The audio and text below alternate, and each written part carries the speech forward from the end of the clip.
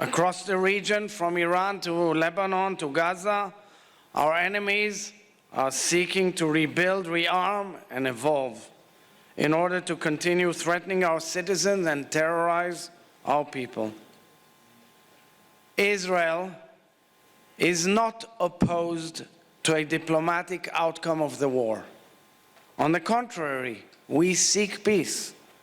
We dream of peace on all frontiers.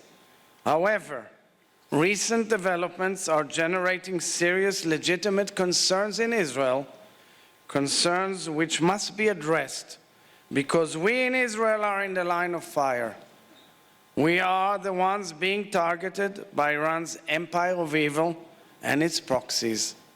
Iran has been threatening to annihilate Israel for decades. Iran's desire to become a nuclear threshold state is therefore a tangible threat to Israel and world peace and cannot be enabled. President Trump and the American leaders have correctly, repeatedly made clear that Iran is a threat to world peace. We must also address concerns regarding the financial components of the deal with Iran in order to prevent funds which Iran will supposedly receive from being funneled towards its war machine and its proxies. And as for Lebanon, let me be clear. The conflict in Lebanon should be resolved through direct negotiations between Israel and Lebanon and not by Iranian extortion.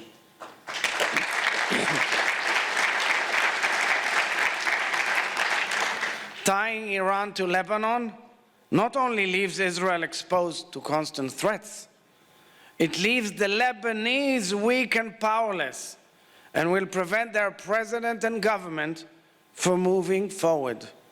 Tomorrow, negotiations between Lebanon and Israel will resume in Washington, D.C. under the Americans' auspices. The disarmament of Hezbollah must be inherent to any solution in Lebanon, and Iran cannot dictate the future of Lebanon. On these fundamental points, there is full agreement between Israel and Lebanon.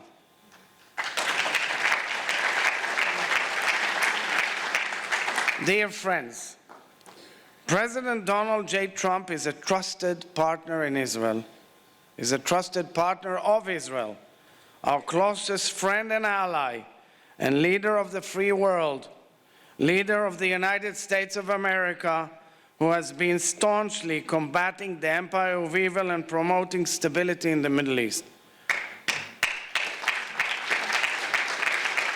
We value the President's ongoing friendship and his administration's clear stance regarding Iran's nuclear plans and intentions.